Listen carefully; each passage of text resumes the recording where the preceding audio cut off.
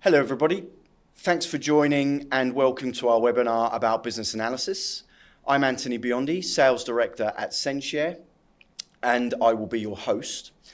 If you suspect or have identified any inefficiencies within your marketing department, today we're going to walk you through the do's and don'ts that should be considered before you embark on any implementation, how to find them, how to address them, and how to communicate and work with those internally. Joining me to bring some insight and expertise to this topic is Sean Kenny, Business Analysis from Columbus, Rob Watson, Advisor at Columbus, and Matt Simpson, Solution Consultant at SendShare. Afternoon, gents. Afternoon.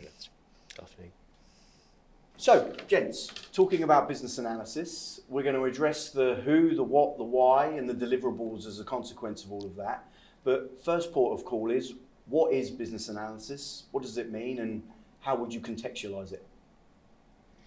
So for me, business analysis is about understanding the needs of the business, where there are opportunities for improvement, where there are pain points, and then helping to understand how you might address those needs. And in one sense, and we'll talk about technology today, it's about a technology or an IT implementation. But in many ways, it's also about people and about the business context that we're talking to. So it's about considering what it is that you've got as a context in the business or the organisation that you're dealing with, and how you might address that through needs. And it's that analysis process that gets to it. So considering that there are multiple different people involved, different processes to consider, different technologies to consider, what are the typical processes that you would undertake as a business analyst working with a potential client to help them visualize and contextualize what Rob just introduced, Sean? I think there's sort of a top end of business analysis and a more bottom end when you get into working towards implementation. So at the top end is much more, Rob, where you're working with the strategic areas, really looking at businesses and getting those requirements. When you come to what I'm doing is then, okay, now we know where the business wants to go, how do we get there? And when it comes to something like a process, we of course have a lot of tools, things like on-site workshops where we go really dig deep into what exists today, what the future state they want to be in. And a lot of part of my job is to get those concrete business requirements into the developers so that we're then working towards an implementation and then all the follow-up bits afterwards as well. Okay, and as part of this conversation, in a little bit more detail later on, we'll talk about some of the specifics some of the questions we ask, some of the conversations we go into, some of the people that we talk to. But at a very high level, what are the types of people that you would engage with from a business perspective when going through a business analysis? Are we talking to technical people? Are we talking to end users? Are we talking to senior executives? Is it a combination of all of those? Can you give our audience a little bit of insight as to who might be part of that process from their perspective and why that's important? Yeah, so I can take this to start with. Typically, I'm about how we align the initiatives that might come from a strategic engagement with company strategy, the business strategy, a digital strategy if one exists. So from a starting point, we need to understand what strategic direction that an organisation is taking, and often that comes from speaking to some senior stakeholders in the leadership team. Obviously varies a bit by the size of the organisation that we're speaking to, but quite often it will be a CMO or CDO or CEO to gain the understanding of what the overall organisation company strategy is, so that everything that we recommend and work on in terms of the initiatives lines back up with the overall company strategy.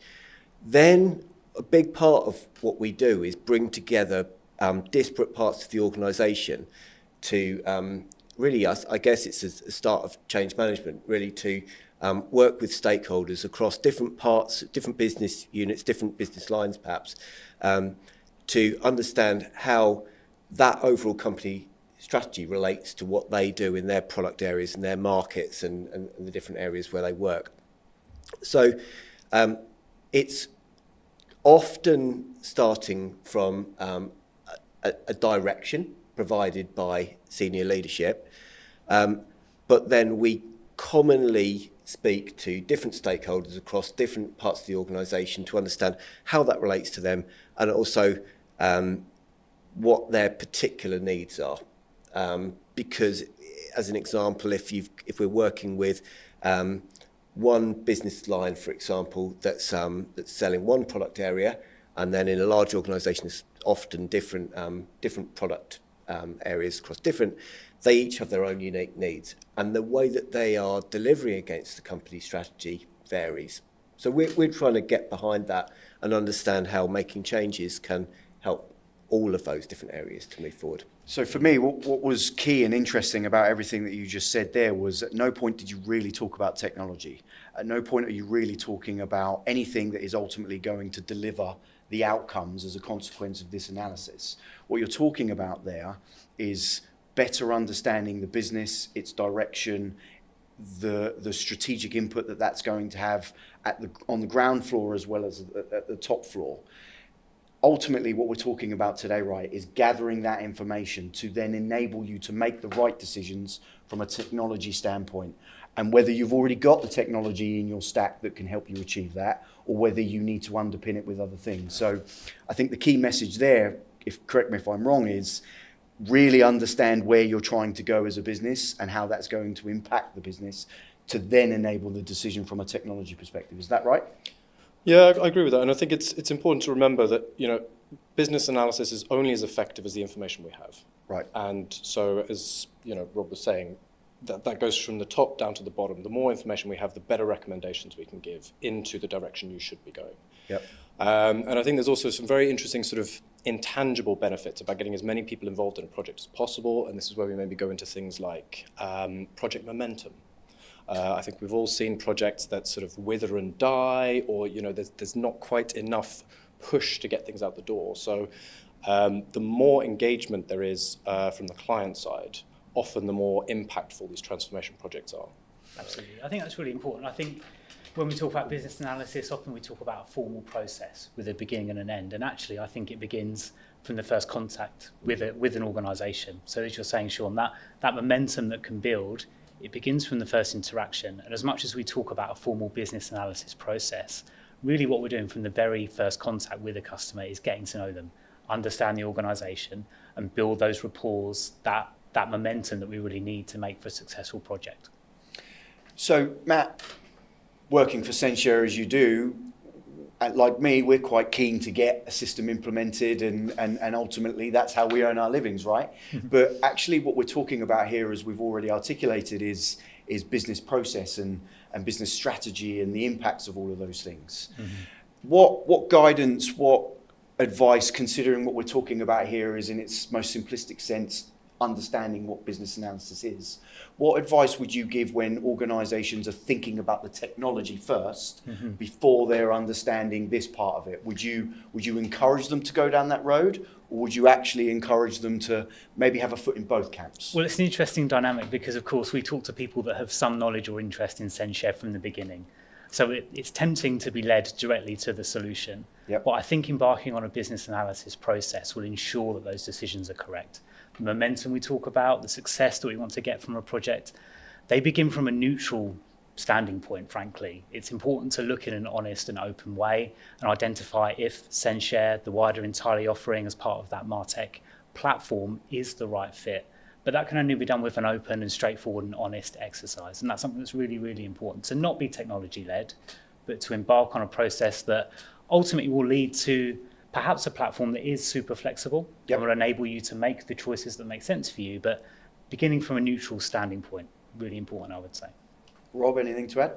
Yeah, I think ultimately what I see quite a lot is that when you start with the solution and you haven't really considered the challenges that you're trying to overcome in a business, those are projects that businesses have trouble getting started with, because when they're before the C-suite and for approval, or there's a PMO that has to approve the start of a significant transformation project, then it's quite difficult to be able to talk about what it's going to be able to deliver to the business if you can't really describe how it lines up to the overall business strategy.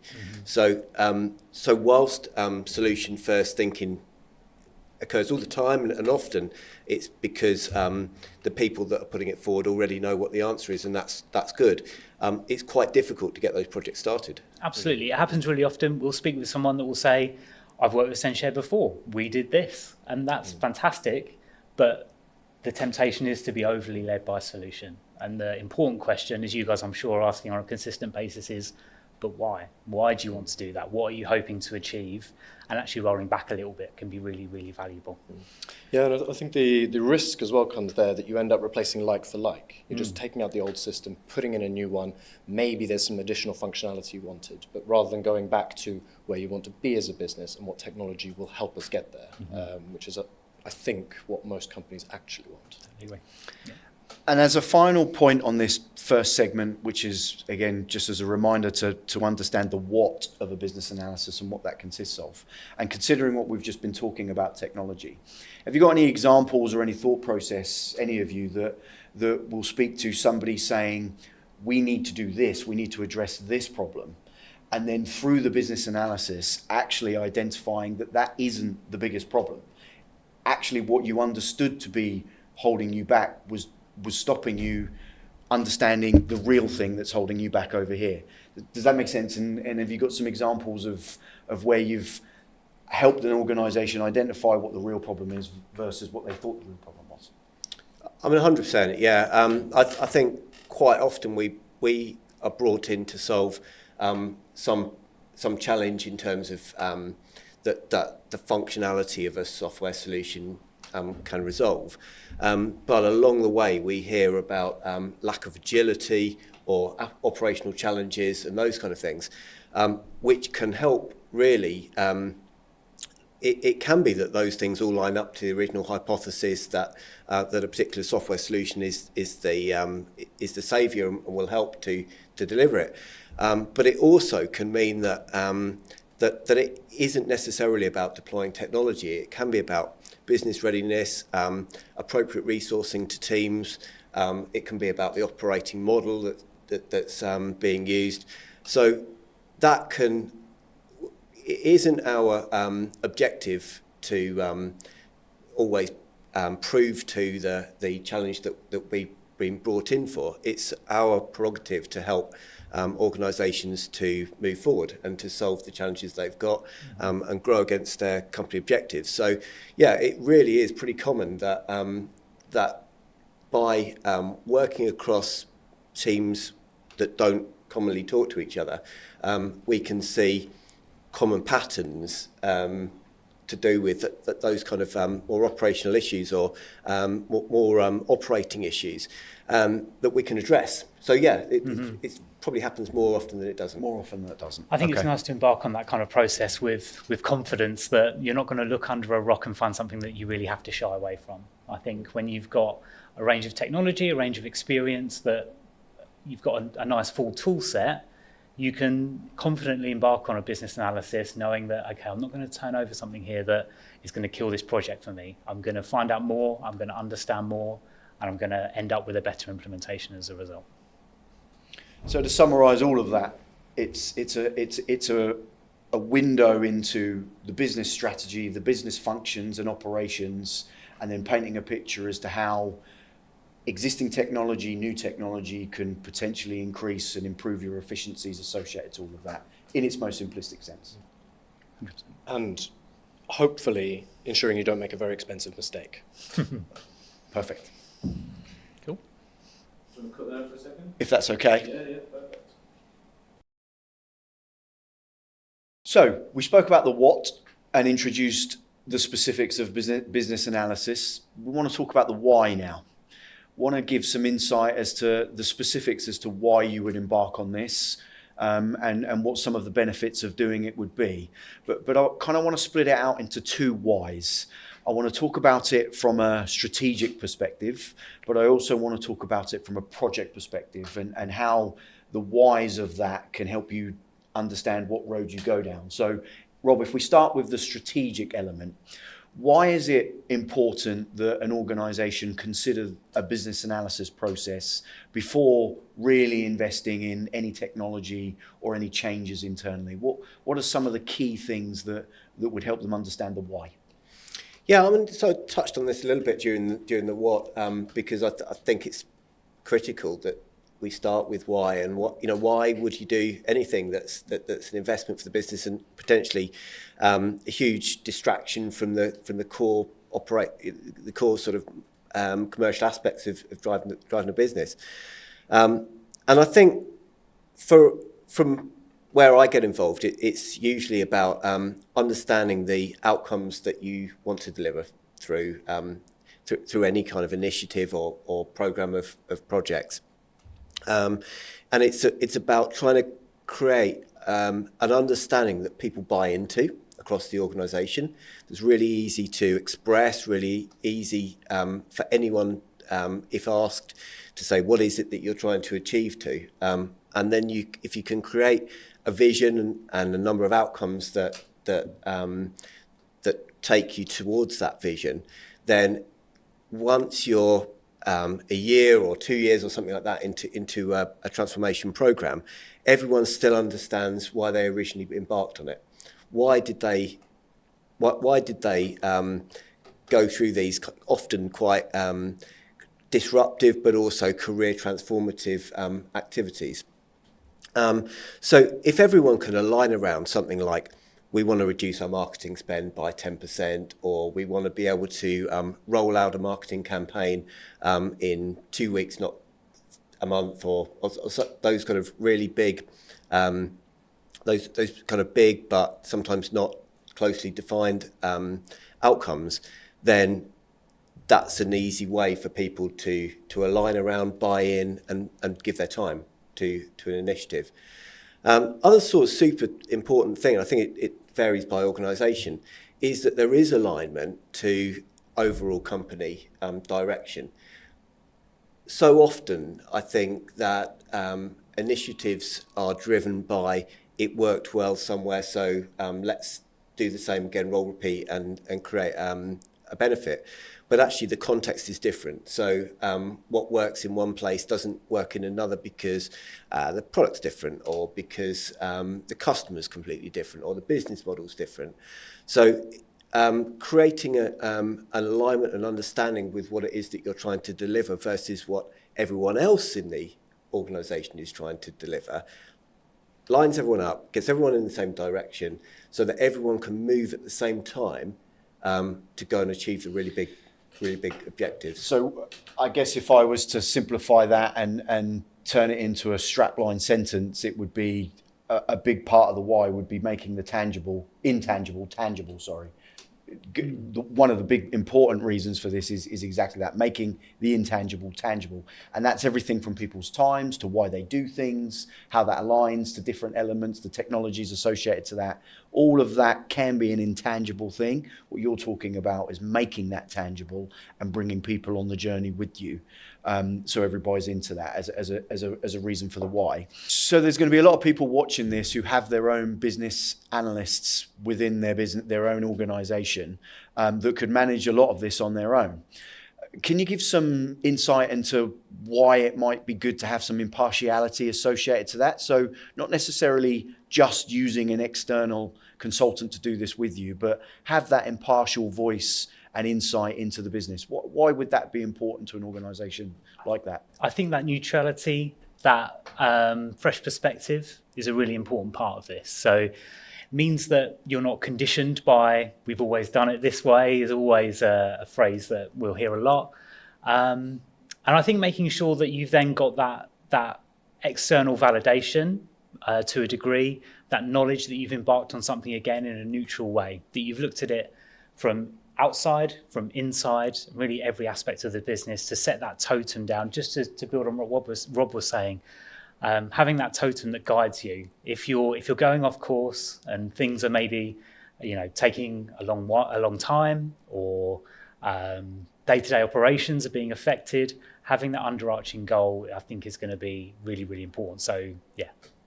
So, Sean, with that in mind, and to plug Columbus a little bit and your expertise across multiple different verticals of doing this, if you're an organisation in a manufacturing vertical, for example, having that impartiality from their perspective with bringing you on board is going to be beneficial, because you can bring to the party what other organisations similar to them have done in similar situations, whether that be the size of their business, whether that be how they operate, whether that be what vertical they sit in. Is that right?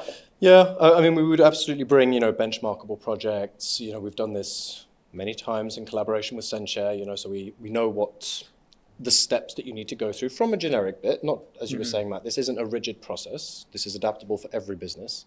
But there are certain paths you should be following to get to the outcome that's needed. And I think going a bit back then, even to what Rob was saying about the strategic part, there's quite an interesting example where, let's say you wanted to make your marketing material and you have a very sort of niche goal that is, we need to have some kind of rights management involved. This is important if you're working with marketing material, and SendShare is a great way to do rights management. But if you had done a proper business analysis first, you might even go back to a point where you're saying, no, we need to step away from printed material. We need to move into digital, and we can leverage CRM data to target this marketing material in digital channels. We can use AI translation to have headings specified for these target profiles. And again, you wouldn't be able to do this. This isn't just a technology or a system. This is going back to then all the people involved. Is the business ready to be working in a digital sense that, yes, maybe print is important, but digital is now much more important. So I think without going back and doing the strategic part, you're going way too far down into the path that this is what we need, and you're a system implementing firm. Yeah. Can you please do this? Yeah. So I think that the value you really get from a company like Columbus is to go back and do the business analysis properly. Okay. Matt, anything to add? Yeah, I think you made a really nice point, Sean, in terms of working with Columbus and SendShare means that if we talk about an external consultant process, whatever it happens to be, we might mean external from the organisation, but actually if we're from SendShare's point of view speaking with the business, it's really validating to have external input beyond just SendShare as well. So that's why working with Columbus has been successful for us in the past, because it means that everybody can validate where they need to be. So yeah, the partnership is a very big benefit of that, I would say. So Rob, another thing that we want to talk about with regards to the why is the strategic element of this and building out that picture. So can you talk about some of the specifics that you would focus on from a strategic perspective? Yeah, so assume that we've got a good alignment with the organisation and what the organisation's trying to achieve overall, then we will look at what the output needs to be from any given process that's going on, what those outputs are and how they align to the strategic outcomes. And then through service blueprinting and other tools, we will look at what the front end perspective needs to be on a process, and then what the underlying back-end processes are. Can you give an example? Give an example. Yeah, so it could be that we've got a piece of marketing material that needs to cross a number of different departments and a number of different employees before it can be produced. It could be that there's an author, it could be there's an editor, and then there's someone who needs to sign off on that copy, and then someone who needs to be involved in publishing it. By looking at the different individuals that need to be involved, looking at where any bottlenecks or dependencies are, then we're able to identify inefficiencies and strip back the time that needs to be that needs to be afforded in order to be able to deliver the outcomes. Okay, and later we'll talk, when we touch on the deliverables, I'd like to dive into those inefficiencies in a little bit more detail and understand those. But Sean, from a project perspective, so what Rob's talking about there is strategically aligning the project to fit with the business needs. But from a project perspective, implementing or configuring or amending or adding to your technology stack is not a 5-minute job. It can be quite a complex process. Why is some of the reasons that embarking on this business analysis enabling you to better understand that important from a project delivery perspective? I mean, a lot comes back to budget, of course. Being upfront about what is this going to take resource-wise to get what we want is a big part of why we do it, but it's not the only reason, of course. There's a lot linked into then, the more we understand upfront, the smoother it goes through implementation. Yep. So the risk, of course, that the more uncertainty you take into an implementation project, the more hours you burn developing into sort of pathways not that you don't want to, but you might realize later on are maybe not the direction we should have been going. And I think, Matt, you were talking about, you start turning over stones, and the further you go down, the more you find you don't like. So the idea is that you want to turn those stones over as early as possible so that you can plan for them, prioritize, and then make sure you're at least aware of the pitfalls about when you're going into implementation, but also the path you want to take. And the recommendations coming from the consultants are ease or allow you to make the right decisions sooner. And then, Matt, from a technology perspective, so Rob's gone through the process and identified the strategic side of things. Sean's looked at it from a project management perspective and how this piece of technology, whether it be something on within your existing stack or something new like SendShare comes into the party. As a software vendor, whether it be us or any of our competitors, how beneficial is it from our perspective to have all of that information in place? As Sean says, we've looked under the rocks. What does that then enable us to bring to the party from a customer's perspective? It's invaluable, for sure. We want to join the dots for our customers, and the dots could be anything. The dots could represent the way they want to work, the way that they aspire to produce marketing material. The dots could be the pieces of software that we can offer to them, and that might be a SendShare implementation. It might be a wider part of the entirely offering with specialist tools that we either already work with or they wish to integrate with. But one way or another, that deliverable, that marker that we want to work with is absolutely invaluable. It enables us to identify the correct parts of our offering that we can provide for our customers. So as a final piece of summarization, there's a couple of things to consider here. There's the strategic side of things, everything you spoke about, Rob, understanding the journey that the business can take utilizing another piece of technology, for example. Sean, you spoke about the ability to implement things and putting a detailed project plan to enable you to manage that efficiently. And then what you spoke about there, Matt, was enabling any vendor that comes to that party to better prepare and enable the outcomes that Rob spoke about from a strategic perspective. So I think there's also another bit that comes before this, which is about a value lens. And at Columbus, that's so baked into what we do that sometimes we don't talk about it enough. What we look for as part of a strategic engagement are a way to sequence initiatives into those things that drive the most amount of value with the least amount of effort put in first, and then chunk down a whole transformation into value incremental segments. Doing more for less. I mean, who doesn't want to do that? So there Yep. it isn't that we ever come up against a client or a transformation where everything, there's a huge amount of pre-work before you even start. What we always look for is a way to break it down into manageable chunks with step-off points that allow that transformation to stop, but to have achieved value with every increment. And I think that that sort of philosophy aligns very nicely with both SendShare and sort of the wider entirely offering, where you're aiming to get an MVP in front of clients as soon as possible, tangible benefits as early in the project, and then we can begin to evolve piece by piece. So in this section, what I want to do is create some tangible examples for our listeners. So almost a day in the life of how you engage from a strategic perspective, from a project and technology perspective, and what that might look like from a customer's viewpoint. So starting with you, Rob, can you talk about a day in the life, you walking into an organization for the first time? How do you typically approach it? Who do you typically approach? How often are you on site versus off site? Some of the key elements that a prospect should consider as part of this particular process from when you get involved. Sure, yeah.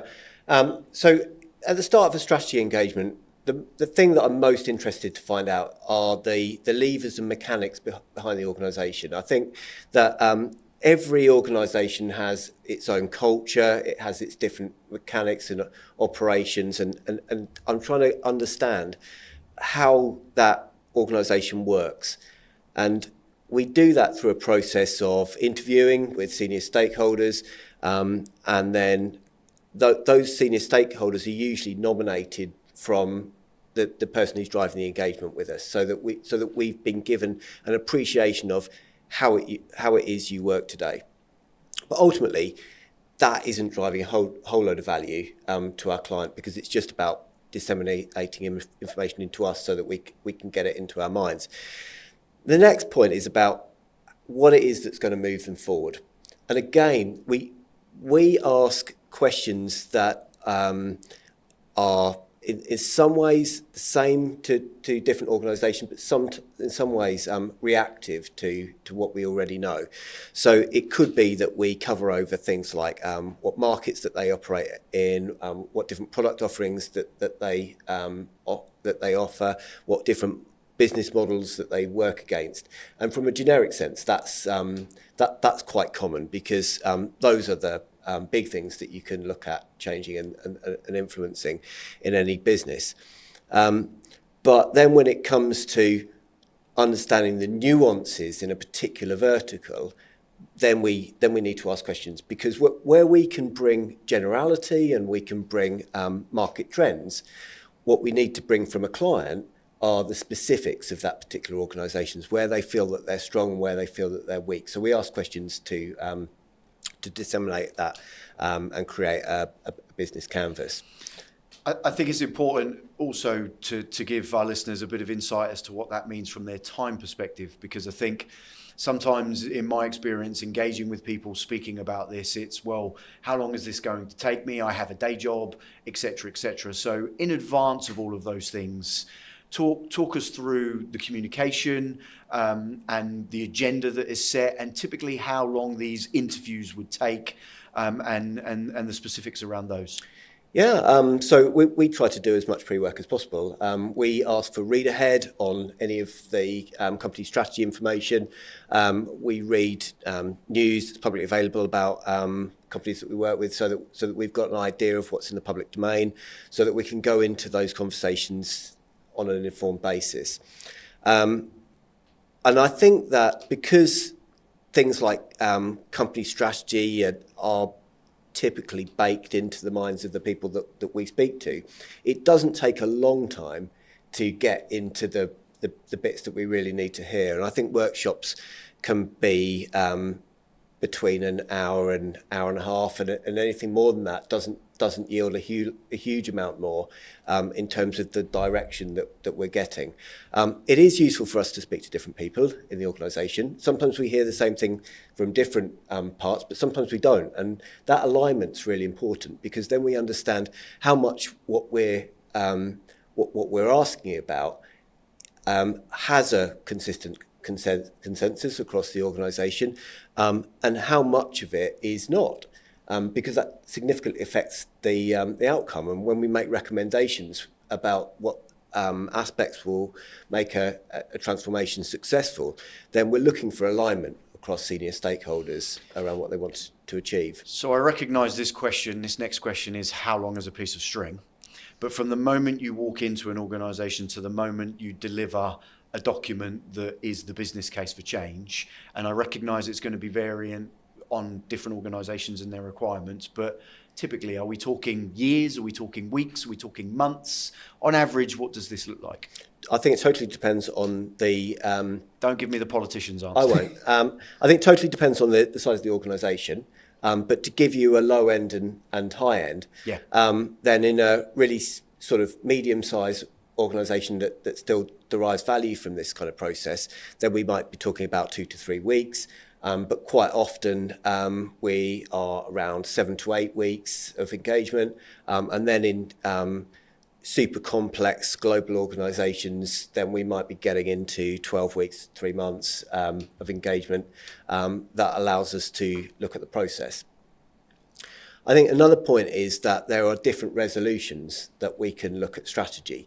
So we can, and we quite often do, take quite a high-level perspective when we first start working with an organisation, because from one perspective, that's what we're being asked for, to gain an overall understanding of where the opportunities are. And that allows us to see what areas need more deep dive. And by taking that approach, then we don't need to repeat on understanding an organisation every time we look at a particular initiative. But then when we're in a more specific engagement, let's say where we've already identified that marketing efficiency is an area that an organisation sees an opportunity and can improve, then we can go straight into that with a laser focus and reduce the scope of what we're asking into those things that are likely to provide improvement in that area. Okay, so effectively, whether you know the specifics of what it is that you're looking to address, operational efficiencies, or whether that you just recognise there's a lack of understanding, there's different ways that we can approach this. There's not one size fits all. Absolutely, yeah.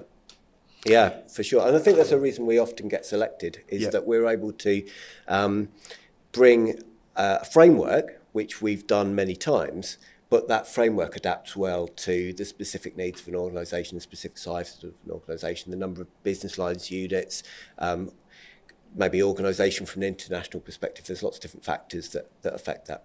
So, Matt, Sean, the elephant in the room here is that there's probably going to be technology at the end of this. Mm-hmm. From your perspective and from a project perspective, what's the day in the life in that context for you, and working with the customers and building out the technology understanding and project associated to that, either with existing stack or potentially new systems? Well, I think Sean made a brilliant point earlier in terms of delivering something tangible as soon as possible, but that can count in the pre-sales process where I'm typically involved more commonly. Yep. That could just be something as basic as a custom demonstration. So we could build out the flexibility of the platform to illustrate how we can incorporate content into the system somehow, to experiment with a couple of the modules, whether it be SendShare or with Marmind or Elaine or Facelift. And it means that we can show something. We're really lucky that we've got a very wide range of tools. We've got a wide range of expertise with Columbus, and it means that we can start exploring things as quickly as possible. So really, the day in the life would mean looking at something as soon as we possibly can. So what we're talking about there is, as a consequence of what Rob has done, giving them context and a view into what that might look like in reality through a piece of technology. Absolutely, something to touch, to feel, to work with as soon as possible, maybe even before Rob and the team have started speaking with the organisation. We might have a small look at something very early in the process to then use that as a tool for the more formal business analysis process. So it might even be a precursor. And Sean, from a deliverable perspective, IT, project managers, business heads, potentially end users, from a training, user acceptance testing perspective, all of those things need to be considered as a deliverable. How do you work with an organisation off the back of what Rob has done, off the back of what Matt has just spoken about, to paint that picture and give them insight into what that might look like? Who do you speak to? How do you engage? So on and so forth. Yeah, so generally at the start of where I would come in, there's some understanding of what the business needs, where they want to go, and it could be pre-system selection, it could be looking for a recommendation on which direction to go. So usually the first port of call is on-site workshops, which would be, as you said, very technology-driven, looking at what exists today, current state, future desired state, definitely end-user interviews as well. So I think what Rob was talking about is high level, a lot of senior leadership. Now we start to get to sort of, okay, now let's see how this will impact the organization. So we really need input from the whole spectrum. And as we said before, I think in the first section, as much input as we can get, then the recommendations will be only improved. So then we try and come away and do sort of our business analysis, put together a report based on what we've learned. Again, this is the first start of someone in my role understanding your business. And I think it's important to remember that my role will continue through implementation into rollout. And another immeasurable part of this is how much do you trust this person? Because they are your representative out in the implementation partner. So they are the one that's going to be driving your agenda in the project towards the developers, for example. So I think that the trust element is really critical to start building from day one. And usually I have a very good counterpart on the client side as well, which, we kind of work as a team and come together because, as we went into before, it's not just the sort of development and the system itself. There's the people side, which comes, of course, from the client. Yep. So then off the back of that report, that's usually very recommendation heavy. There's nothing set in stone yet, but this is where we really start getting to, okay, what's our roadmap? Where are we going? What do we need to do to get there? And then would come building up a backlog, which is, you can imagine the gap from we need to reduce our marketing production lead time by 50% to here's 2,000 development tickets assigned with acceptance criteria is quite big. So that's really what we're doing. We're sort of distilling that into actionable development areas that can be done. And then, of course, throughout development, we're there checking that everything's going according to plan, working through with the client, and then all the way into the end, which is, of course, training and rollout, which, if you want to go into the same question as Rob, how long does this take? No, I wasn't going to ask you that okay. because that's really putting you on the spot. Thanks. But I guess, so there's two phases to what you're talking about there. The first phase is very much at the front end of the project, painting a picture as to what it might look like. And then you're also there beyond that point to deliver on all of that and support all of that. So this continuity is the important, I think that's the key word here. From the moment you as the customer have identified this is what you want to do through to what is delivered, there's a continuity with your team being involved across both phases. Yeah, and we've absolutely seen the benefits of that red thread, that you have someone who you know what they know because you've given them the information, of course, and you've interacted with them many times a week for the past X months.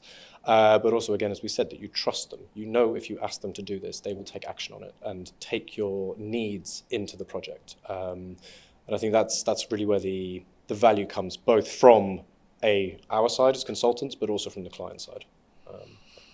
So again, in summary, what we've kind of identified here in its most simplistic sense from a time frame perspective, it's anywhere between a couple of weeks and up to 6 months, give or take, depending on your requirements, the size of your business, what you're trying to achieve at the end of it. In terms of day-to-day activity, it's online, on-site workshops that require senior executives, end users, technical people to bring their knowledge, expertise of their business and their ideas alongside us bringing our impartiality and understanding associated to that ultimately delivers what the next phase will be, other deliverables. Yeah, quite often we will know the role that we need to work with. So we can say we need to speak to a product owner for Martech, or we need to speak to a BA in finance or some aspect like that. But we don't know the individual. And it could be that person doesn't have that title. It's common that person doesn't have that title. So we can describe the kind of knowledge that we need to get from someone, and then quite often the client that we're working with will say, you're best to speak to this person. And that helps, that will help us to navigate the organisation, find the right people to speak to, help them to help us, and build out an overall understanding of what we need to do. I think the role of a BA can really make or break a project. So where Sean operates as an advocate for a customer, really understands what they need, really fights for what they need to deliver in terms of outcomes, then they operate as a right-hand man to a product owner in a business. So it really is a hugely important part of success and delivering the outcomes that are needed from transformation. Yeah, I think the output from that kind of process is fundamental in terms of aligning, when we reach the point of aligning technology with the business analysis process, the output, the consistency, the trust that you guys will have fostered as a result of that will be really important. So what I want to talk about now is the deliverables. We've introduced the listeners to some of the what it is, the why you would do it, and a day in the life. But what do they get as a consequence of doing this? What does that look like in terms of something physical, but also the insight that it gives them to take the next step and move forward with that? So between the three of you, can you give us an example as to what what it looks like when your job is done? What does the customer get, and what typically would be a next step? Yeah, so from a strategy engagement, then we create a roadmap of initiatives where there's an understanding of the value that those things are going to drive towards a company strategy, and also some of the effort that's required in order to deliver those initiatives. And even working in an agile way, there's usually some need to look forward into the future about what those things are over a number of years, even with an ability to move those initiatives around. But I do think you can't stay away from the intangible benefits, because to create that, and I think it is a process, is that you've engaged across an organisation and you've brought people together who never usually work together. You've created some coherent vision that those people can stand behind, that they can recognise, that they can see, they can hear themselves having spoken to, but then it's boiled up into what they've all said. So you've created all of the momentum that you need to then go into with those coming initiatives. We really think that out of a strategic engagement, it's only a success if it's actionable. So we have to have considered those things that are going to help the client that we're working with to move into some kind of change. It doesn't have to be technology change, but it does need to be something that helps them to move their org forward. So we help to look at things like the return on investment. We help to look at the KPIs and metrics that will help to define success.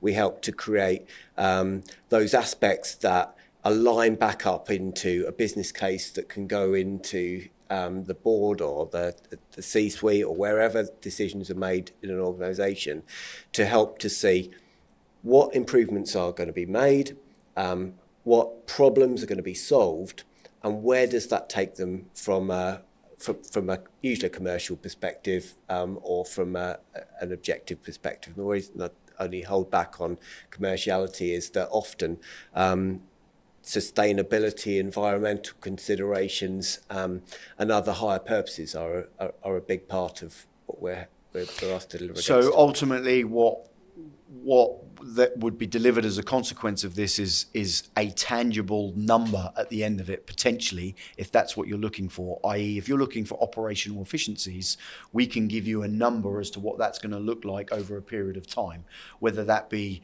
terms of cost, whether that be in terms of increasing revenue, whether that be saving costs over that period of time, what it would look like from a sustainability perspective.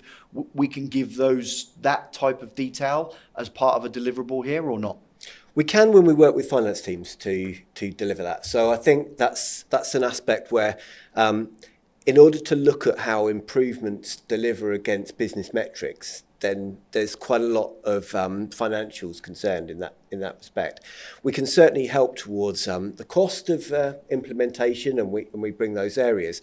But I think that in most cases, uplift is something where we can bring industry standard metrics. We can say that it's quite usual to see an improvement by a certain degree, but applying that onto a business's own P&L, we work closely with finance teams which are built into a business to apply those numbers and apply those uplifts. But that's why I say that a business case is a collaborative effort, because it requires some of the financials that only a business can own and understand. But that's a positive, because that means that we work alongside FCs and financial analysis and financial analysts and so on. And through that engagement, we can build a relationship with finance teams, and that keeps everyone honest, because it means that when a proposal comes through, it's only going to be underpinned by their own numbers. Let's be honest here. Some of the things you're talking about there are going to make some people quite uncomfortable, because you're talking about money, you're talking about a return on investment in that context, which in some cases could potentially mean people going through a redundancy or things like that.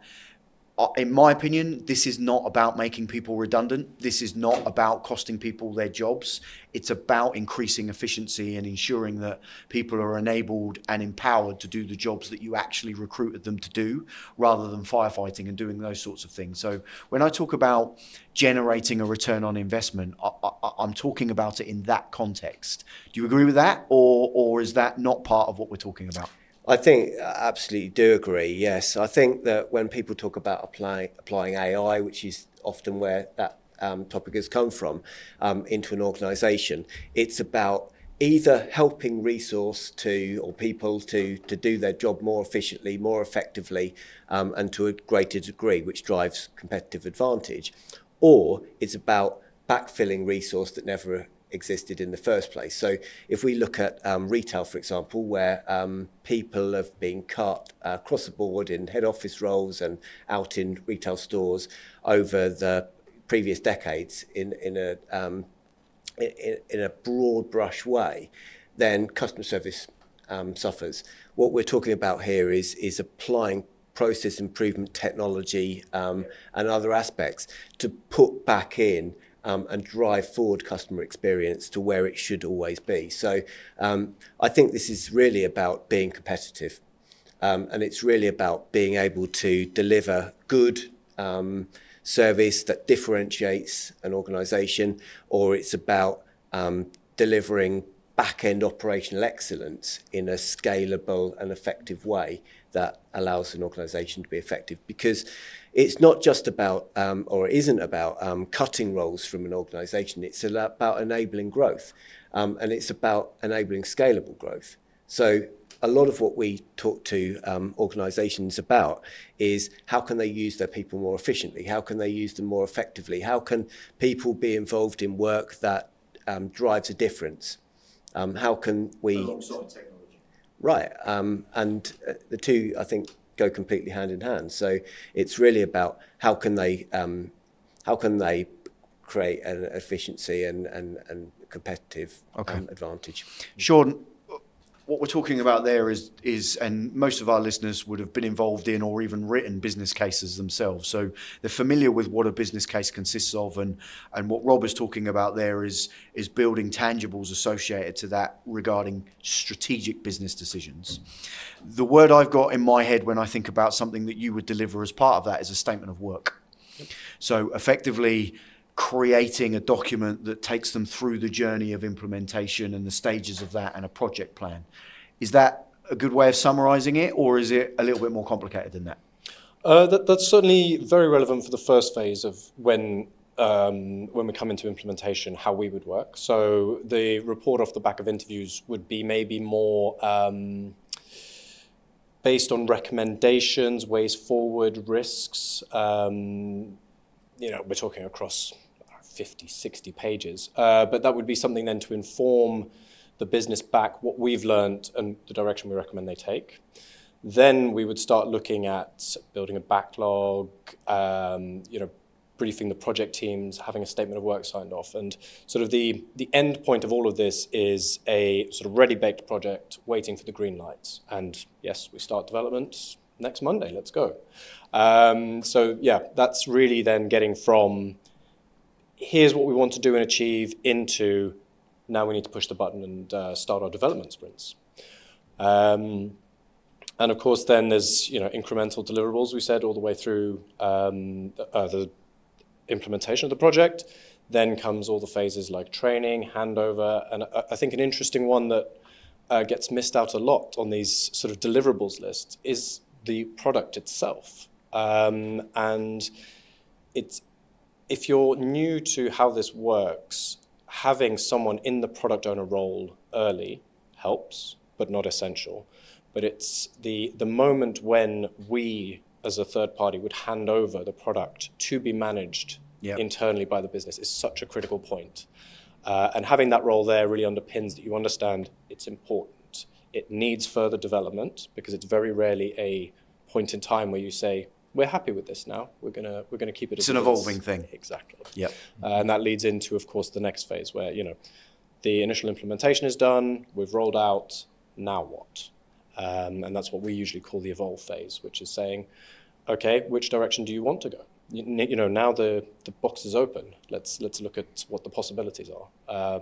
So it's not a sort of static process of this is what we want to do, that box is checked. Because if you hold that, you will see how quickly your competitors get ahead of you. So. And Matt, from a technology perspective, what deliverables can be achieved as a consequence of this process? And in particular, one of the things I'm thinking about is bespoke demonstrations, proof of concepts, those types of things, where as a consequence of going through all of this, both us, SendShare, and the customer have a much broader understanding, deeper understanding, of what we're trying to achieve, they're trying to achieve. And as a consequence of that, we can turn that into almost reality through bespoke demos, proof of concepts, that type of stuff, right? I think the clearest thing from a business analysis point of view is that it takes us on a journey from the beginning where we've got this wealth of possibilities. We've got a flexible platform. We've got however many people within an organisation that want to work towards a common goal. We know we've got a broad ecosystem with SendShare entirely, but we have to decide what to do first, how we want to do it. And business analysis takes us on that journey and gives us that starting point. Okay, that's great, but which of our tools are we going to use? Which are we going to do first?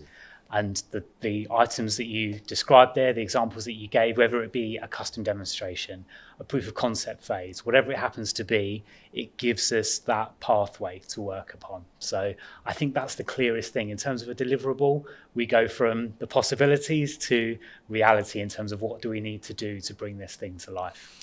And ultimately, as a summarization for all of that, regardless of how deep from a business and analysis perspective you go in, there's risk, right? These projects are fraught with risk, whether that be from a cost perspective, whether that be from an implementation, user acceptance. There's lots of things that need to be considered, and there's risks associated to that, and things are going to go wrong. That's life. It's reality. I guess what all three of you have described there is being as risk averse as we possibly can.